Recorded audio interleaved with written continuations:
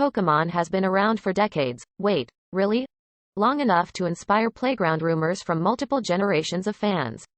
Despite attempts from Harvey Weinstein's lawyers to keep him from having to face more sexual assault charges in Los Angeles on the grounds that he's in poor health and going blind, the disgraced movie mogul was flown from the Wende Correctional Facility, a maximum security prison near Buffalo, New York, to the Twin Towers jail in downtown LA on Tuesday.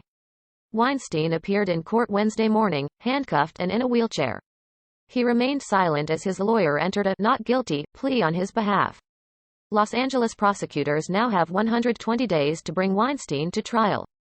Weinstein, who is already serving a 23-year sentence since his February 2020 conviction for assaulting 2 different women, faces 11 additional counts of sexual assault. Considering the series took hold when most folks merely had dial-up internet, if any at all, urban legends were mostly allowed to thrive unchallenged. But now, Alexandra Heilbronn Cosby got off scot-free claiming poor health, and so will this piece of lizard dung. Big-moneyed men can pay for big lawyers, they all get off. It's time to bust 'em all. Holding down +B is the easiest way to capture a Pokémon. Many fans have found themselves not content with knowing that capturing Pokémon with a Pokéball is largely a random affair. Yes, odds of capture can be improved by using different levels of Pokéball, and it's based on the stats of the creature being captured, but players want to feel there is something they can actively do to help.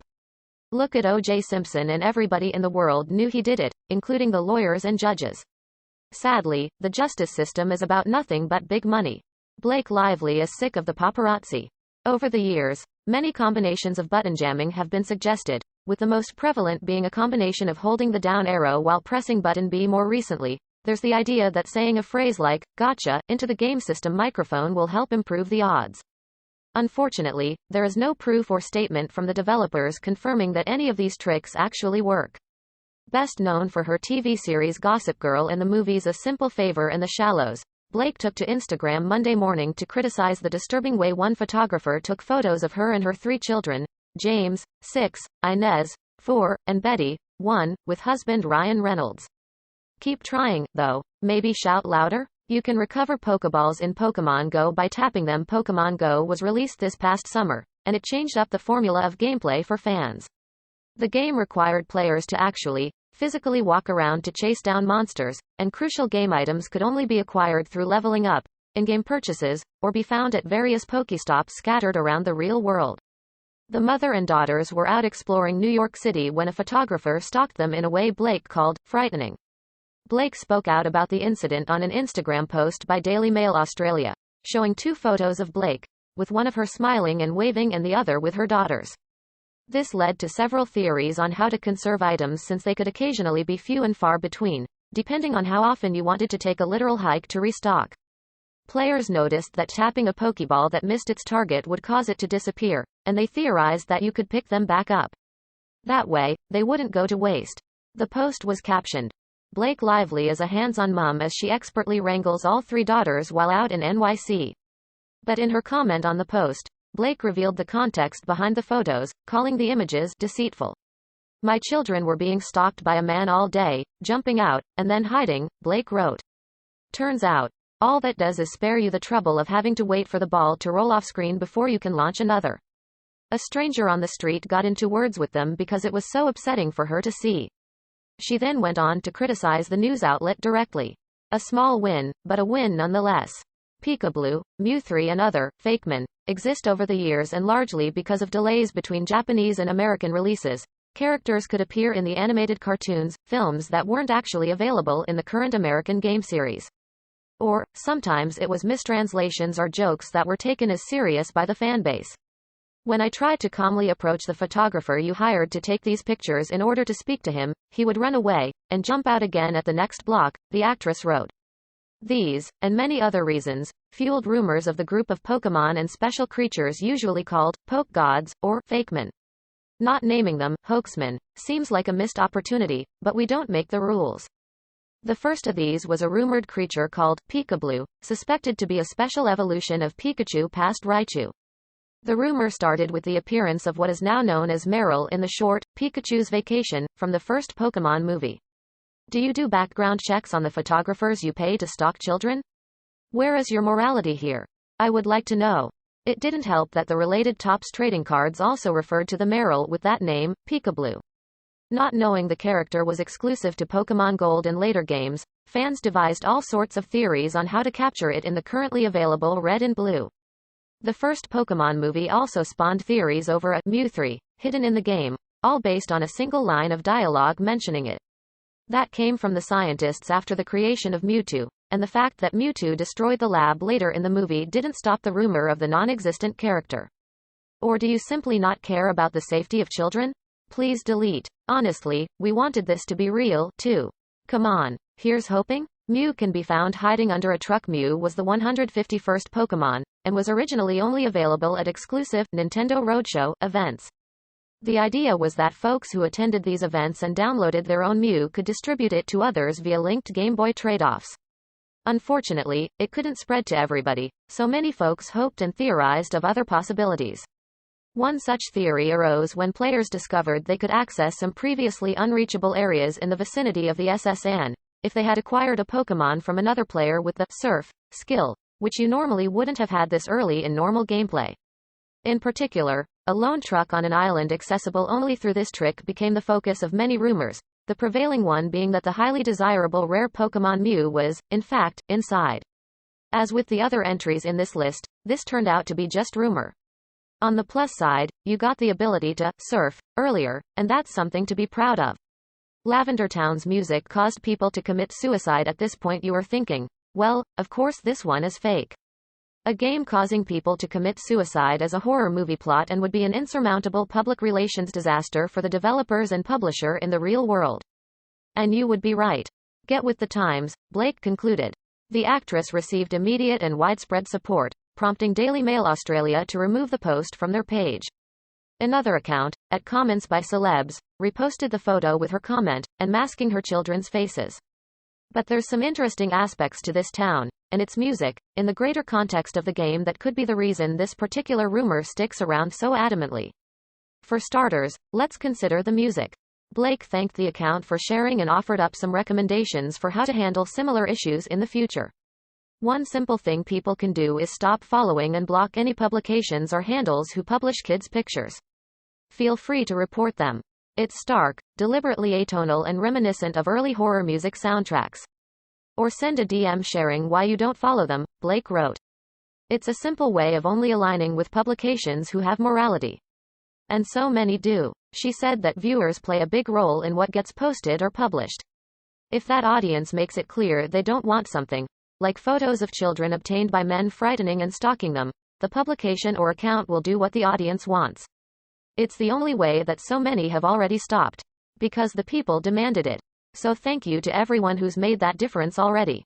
It's been suspected that the tones are spaced out in a certain way as an experiment in binaural beats, which are a particularly creepy sort of music that seems to literally vibrate your brain. We know, right? Regardless of whether or not your brain is dancing along, the music sets a pervading tone of dread. The town itself represents a drastic shift away from the tone of the rest of the game. And thank you again for sharing. Cassandra Coleman. Shades of Princess Diana. Have the photographers not learned anything?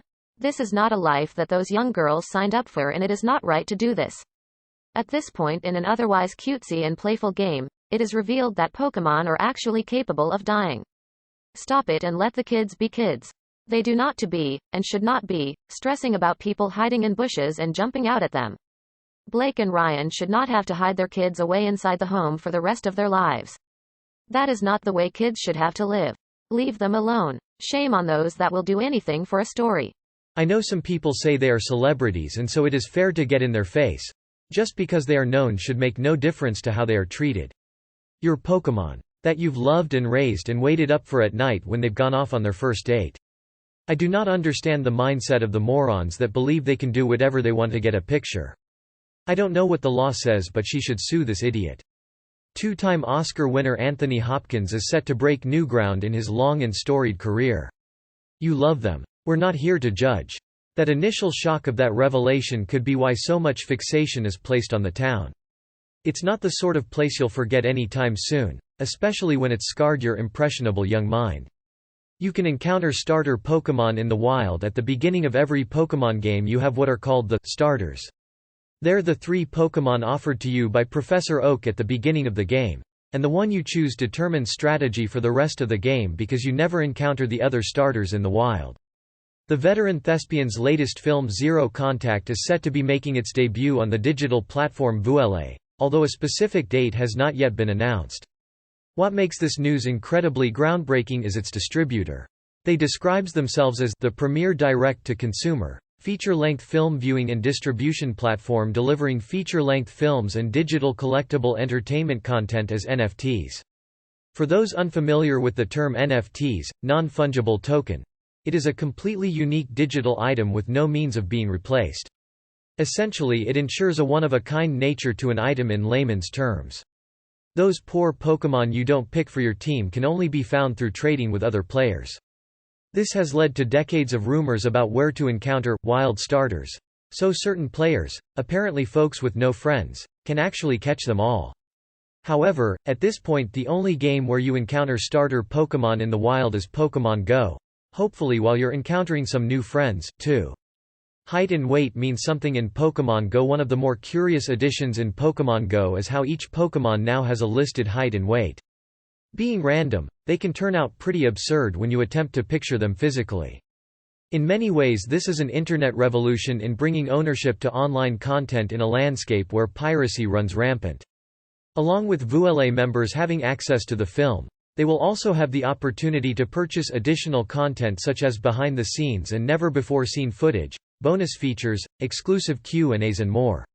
As for the film itself, Zero Contact follows 5 characters across the globe whose sole connection is to late tech titan Finley Hart, Anthony Hopkins. You could wind up with a palm-sized dragon Pokémon, a bird Pokémon the size of a beach ball, or a mouse Pokémon the size of a refrigerator. There have been a lot of theories of what these stats mean, besides there being something in the Niantic water. Some have suggested it may affect combat power, hit points, or that it may make them faster in battle. The 5 characters work together with the aim of stopping Heart's secretive project, a potentially lethal device that will either solve all of mankind's problems or end all life on Earth. It is the platform's first film release and Vuele co-head Rick Dugdale could not be any more excited. Point is, these weird stats have to mean something, right? Not quite. Niantic has confirmed nothing of the sort, and for every theory going around, there's another asserting the exact opposite. In short, they're almost certainly useless bit of trivial data. The only thing we know for sure is that some achievement medals in the game are awarded for collecting Pokémon above and below certain sizes. In particular, you want to collect larger Magikarps and smaller Rattatas. This project was a truly one-of-a-kind experience, Rick said. We had to innovate at every step of the way, shooting in 17 countries around the world during a global pandemic. It only makes sense for a film like this to continue its groundbreaking trajectory by revolutionizing the way Hollywood films are premiered, viewed, and shared utilizing blockchain technology. Paulo Macquaria. Even though theaters are open everywhere and summer releases are heating up, there are still tons of great flicks and series coming to at-home streamers, DVD, Blu-ray, and on demand. Find out what to watch at home this week, including the feel-good film Dream Horse, Above, Amazon Prime Video original Jolt, and the premiere of the Disney Plus remake Turner and Hooch. Cassandra Coleman Jolt. A bouncer, Kate Beckinsale, controls her slightly murderous anger management problem using an electrode-lined vest that shocks her back to normal whenever she gets homicidal. After the first guy she's ever fallen for is murdered, she goes on a revenge-fueled rampage to find the killer, while the cops pursue her as their chief suspect. Available on Amazon Prime Video July 23. Dreamhorse. Grocery store clerk Jan Vokes, Toni Collette, is bored with her life until she hears a man talking about a racehorse he once owned. Which really just sounds like an excuse to keep catching 2 of the most useless Pokémon in existence, but that's none of our business. You could find Ditto in Pokémon Go from the start. Ditto is a very strange first-gen Pokémon that players wondered from the very beginning how and if it would ever appear at all in Pokémon Go. Its very being, change into other Pokémon, doesn't necessarily translate well to the structure of Pokémon Go, which led to all sorts of ideas on what it would do and how to catch it. Players have been clamoring for this chewed bubblegum-looking oddball since the original release. Inspired, Jan decides to breed a racehorse, and she gets together a group of people in her small town to go in on the opportunity with her. When the foal is born, Jan is thrilled by his beauty and decides to call him Dream Alliance. Because some people are jerks, they've either gloated over what seems to have been accidental glitches, or just plain made up they're catching a Ditto. Because some people are masochistic, they've tried nearly every bonkers possible idea to coax Ditto out of hiding.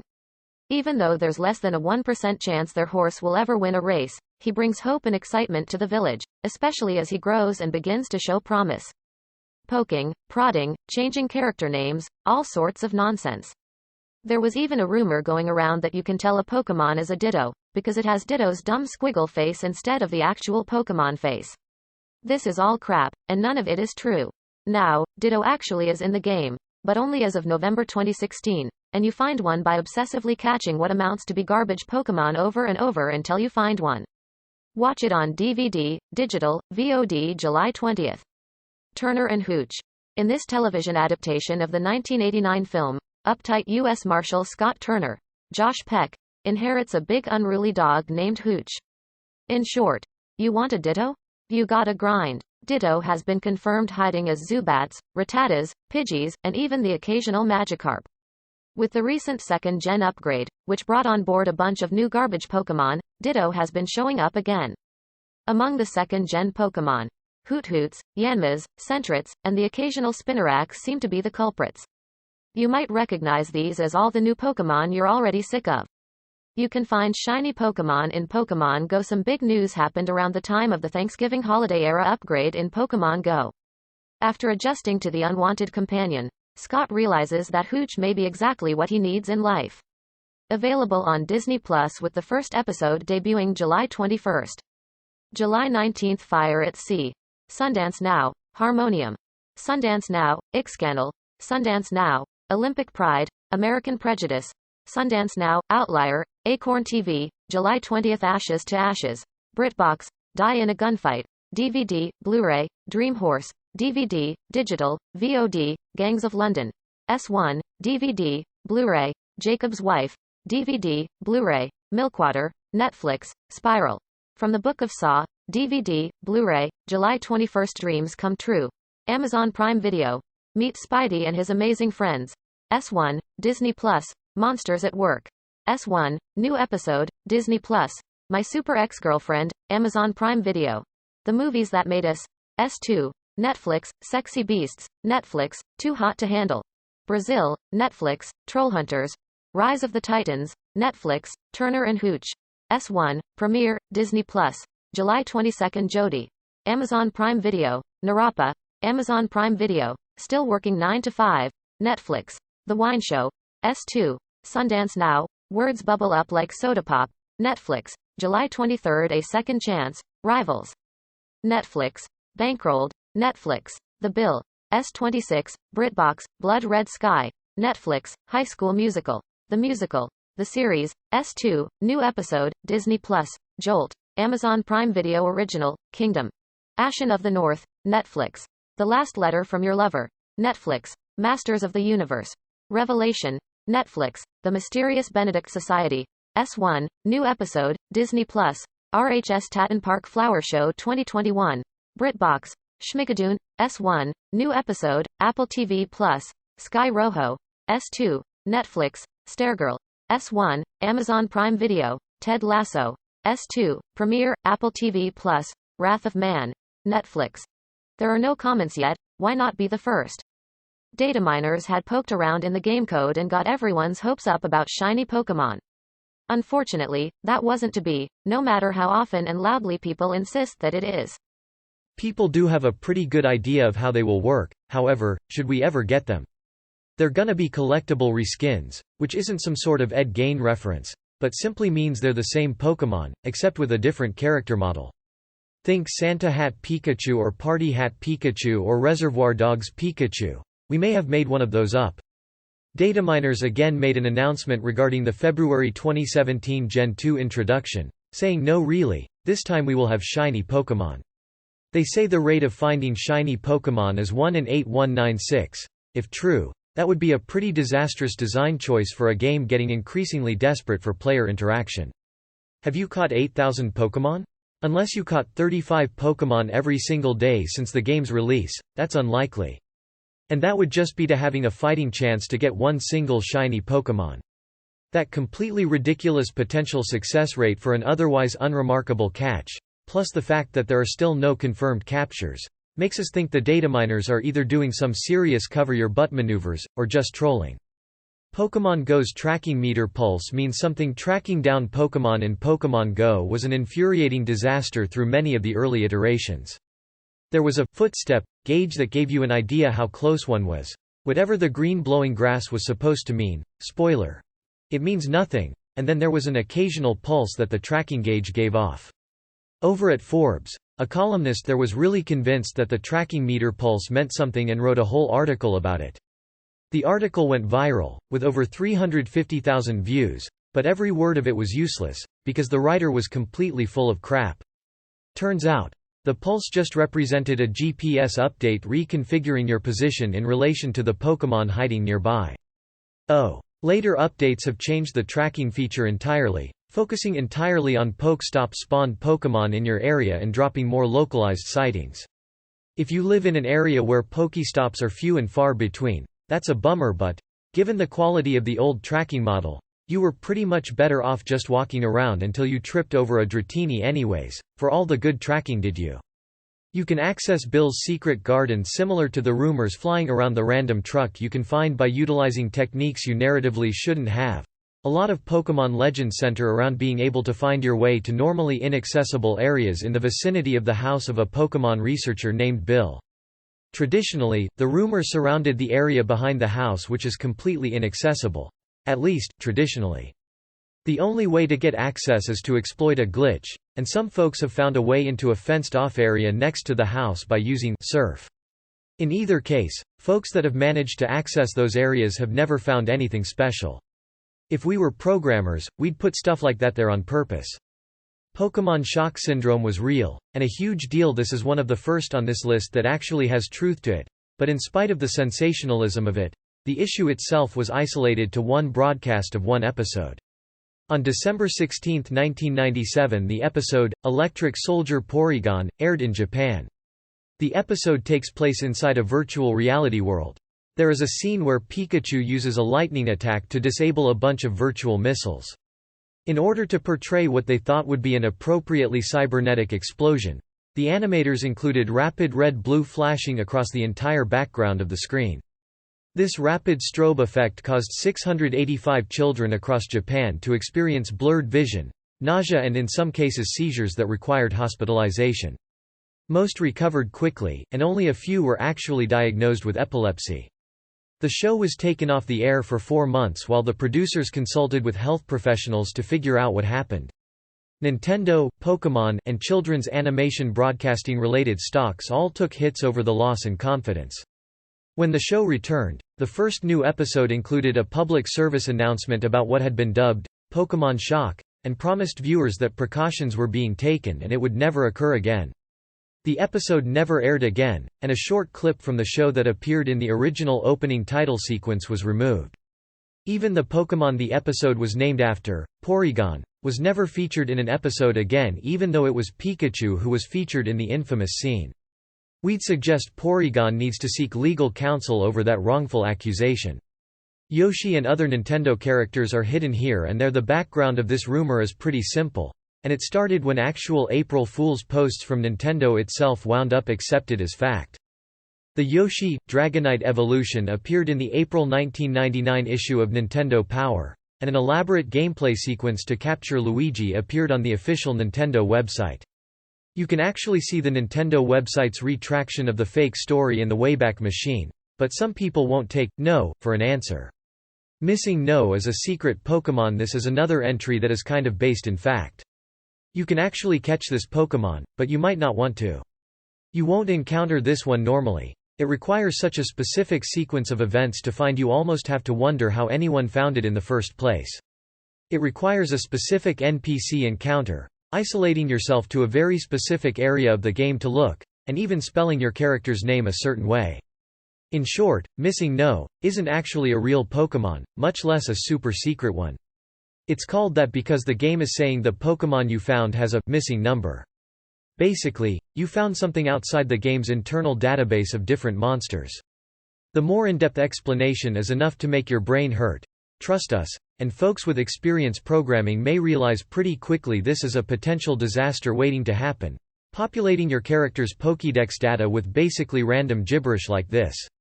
While on one hand you can find yourself with a Pokémon in your arsenal capable of levels and stats outside normal limitations, you can also find this unstable glitched data corrupting graphics, ruining save files and resetting your Game Boy. Some have found the only way to fix their game is to start over, and no one wants that. Not even for the Pokémon equivalent of the Yeti. You killed Gary's Raticate, you heartless monster. Gary Oak, or Blue, is your character's nemesis through the game Pokémon Red and Blue. Spoiler alert. He always seems to advance slightly faster, is highly competitive and arrogant, and just generally makes himself a constant thorn in the player's side throughout the entire game. He's a jerk, though the lingering possibility that your player might have actually killed one of his Pokémon has haunted players for nearly 2 decades, and made them feel a bit guilty. Unfortunately, this one doesn't have a solid answer, and things certainly do look grim. You do encounter Gary on the SS Anne, where you fight him and he again brings out his by now trademark Raticate. After you defeat him, the next time you see him is in Lavender Town. Yes, the where you learn Pokémon actually die town. You fight, and his Raticate is nowhere to be seen. However, there is also a pretty strong case to be made that you didn't kill the poor thing. 1. Gary never mentions it. Every other Pokémon master you encounter in the Lavender Town Tower mentions their dead Pokémon by name, whereas Gary mentions that he is there to capture a ghost Pokémon. Also, Raticate just isn't a Pokémon you throw around much in later levels. It's a good early game Pokémon, but quickly plateaus in capabilities and becomes less desirable as you encounter higher level monsters. Hopefully with that knowledge you can rest easier, you, probably not, Pokémon murderer.